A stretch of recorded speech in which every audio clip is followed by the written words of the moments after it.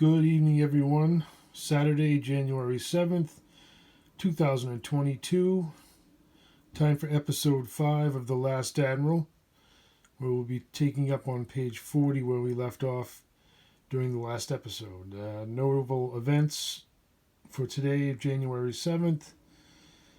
Sidney Poitier, fantastic actor, passed away actually on January 6th at 4:51 p.m. He's 94 years old. And it's also Nicolas Cage's birthday today. He was born on January 7th, 1964. Okay, let's begin our reading on page 40.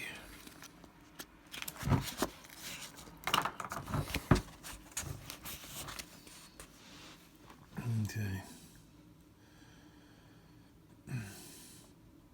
If we are going to survive, Aklon instructed, then we must stick to our plan. The Queen will not act against us openly, but she might send an assassin, or arrange for some unexpected accident. Always be on your guard. There is much more for you to learn at the Academy. Master the ways of the school, and you will understand the politics of Dragonia. Listen closely, and understand the true intentions of your professors. Their faces and their words will always coat their hidden desires and agendas. Duty will demand that you act on your lawful orders, and surely the Queen will use you to increase her power, just as she has done with me. When our power becomes too great, and we no longer seem useful to her, she will dispose of us. Then you believe that she is now sending you on your final mission. I know it to be true with all of my heart. Tears welled up in his eyes and the eyes of his family. Short-lived visions of flight and hiding, frustration and anger filled their thoughts. Their family's honor was more important to every one of them than their very lives, especially in their dreams of freeing their people from the Queen's tyrannical rule. Instead of crying out, "Run, Father, run, and we will go with you," Vlad thought the situation through and simply said, "Then the time to execute our plans has come." "Yes," Aklon agreed. "And remember, Darik, that only Vlad possesses my most detailed instructions. Only he has the necessary skill to avoid the probing thoughts of mind readers.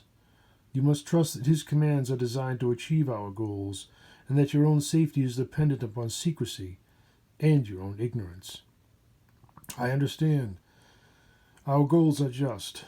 The only hope for a free Dragonia, one where people may think what they may and go where they will, lies with us, so we must act to create a brighter future." "We will," Darik declared. "We must." Aklon clapped his hands against Darik's shoulders and said, "You boys have grown so strong. I am proud beyond words.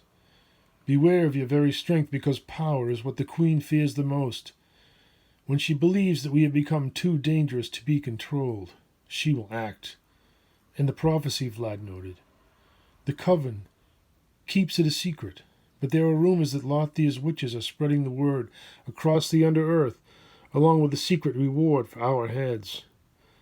"I can't deny that our chances of survival are slim," Aklon acquiesced. "The Coven's prophecy has made our lives forfeit, but the Queen won't challenge us for many years." Aklon pointed to his eyes. "She needs to wait and see." He pointed to his heart.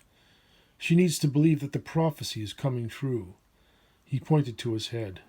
"And she needs to know that the artifact is real." He dropped his hammer fist into his left hand. "Only then will she move openly against us." He looked him in the eyes. "Anything else will cause her to lose favor in Parliament. Her way is treachery, or an arrow in the back. She possesses supernatural wisdom, but it is tainted. They say that Lothia herself advises her, and I believe it." "We are with you, Father." "We have but one advantage," Aklon said. "We know what is coming, and we will turn the knowledge into victory. I have given Vlad alone the full breadth of my plans. You must trust that our voices are one in all matters of war." "While Vlad plans for war," Darik replied, "I will search through the archives until I find the artifact. The foresight of the Coven seer is legendary. Surely she sees one possible future. That device may be our only chance to defeat the Queen. However, let no one discover your intent. Be on your guard, Darik. He nodded. My time has come, Aklon declared. This voyage is my test. The Coven and the goddess herself will apply their full influence to destroy me as they did my father. I pray that I am ready when that moment comes. You have the 11th, Vlad stated. They will die for you.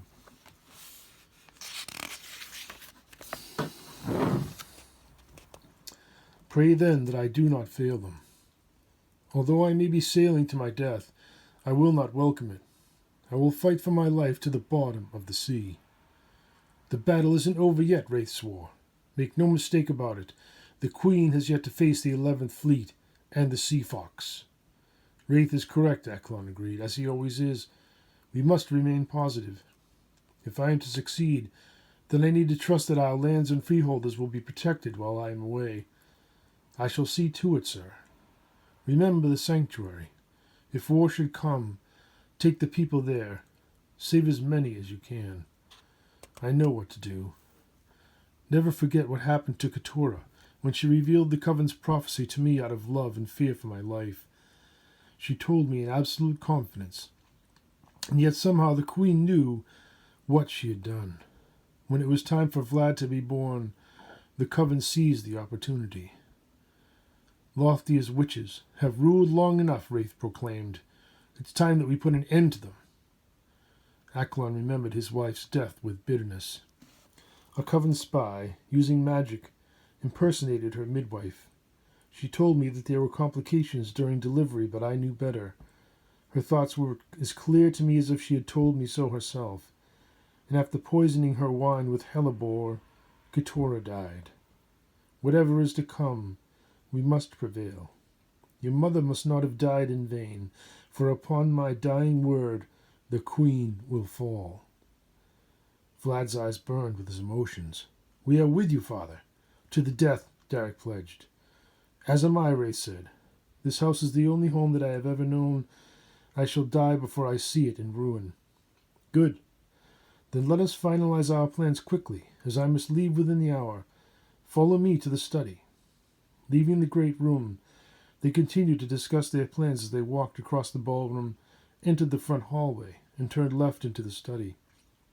Keturah's paintings adorned many of the walls, brilliant landscapes,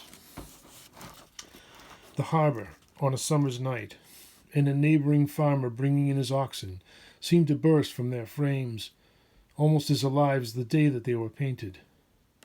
The study had 3 doors, all built of thick hardwood, and adorned with stout iron hinges, knobs, and well-fashioned, rarely secured skeleton keyway locks, as Aklon's wolfhounds provided ample protection for the house and its occupants. The study was a large room, with 2 wide glass-paned windows and 3 doors on the east, west, and south walls. Entering from the south, tall bookcases on the left and right walls held a priceless array of volumes and one-of-a-kind manuscripts.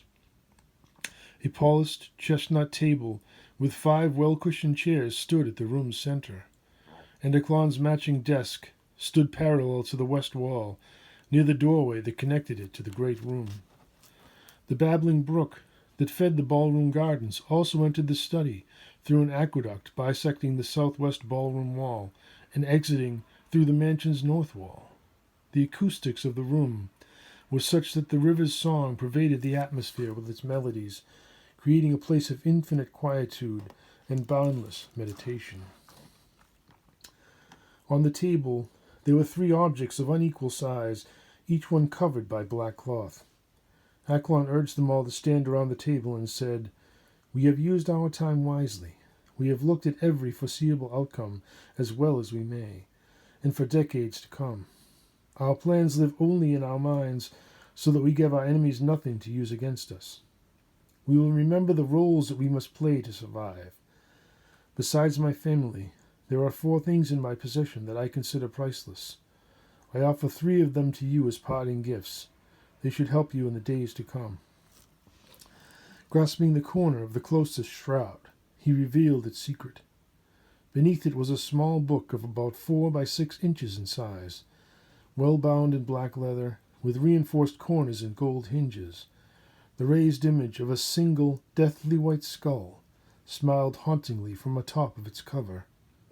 A heavy gold latch and lock sealed it shut. Removing the chain from around his neck, Aklon produced the key. Placing it in the lock, he turned it, and the book stung him. Bleeding from a small, punctured index finger, he allowed a few drops to settle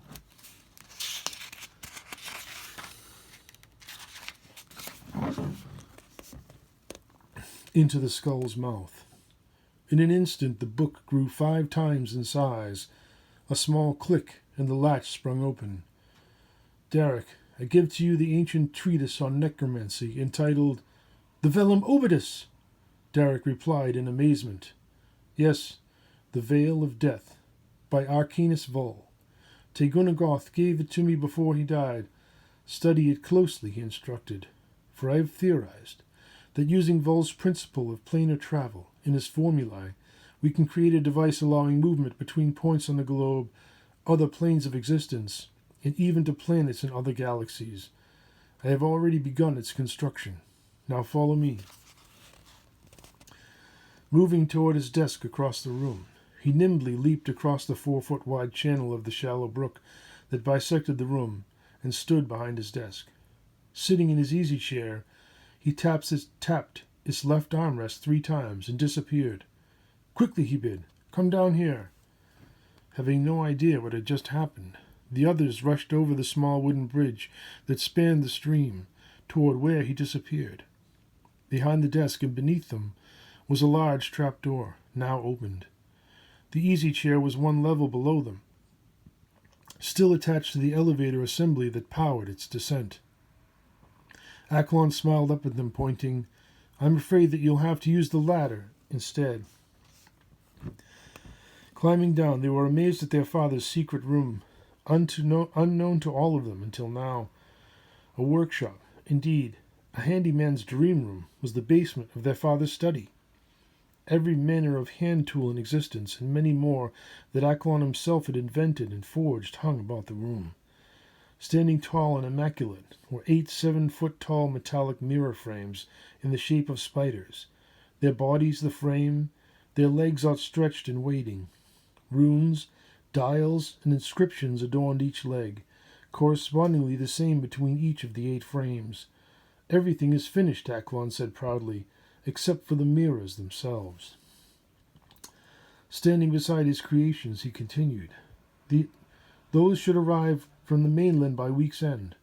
Handle them with care, for they are one of a kind, tempered by the glass blowers of Farad Hoth, and enchanted with spells of teleportation, true seeing, permanency, and more. Without them, these frames are useless.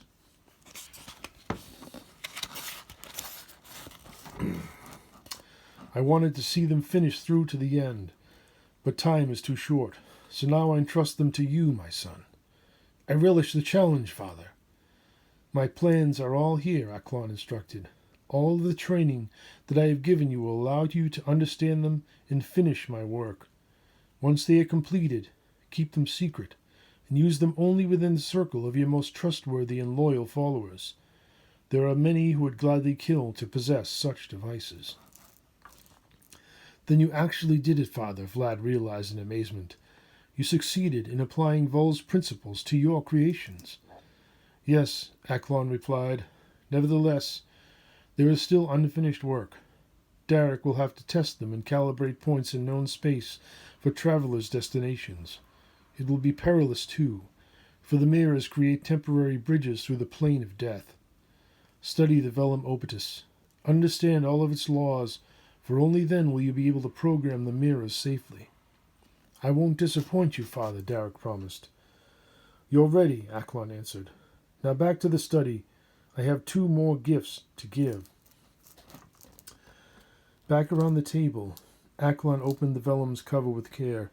An eerie moan escaped from the book's heart, sending chills up their spines.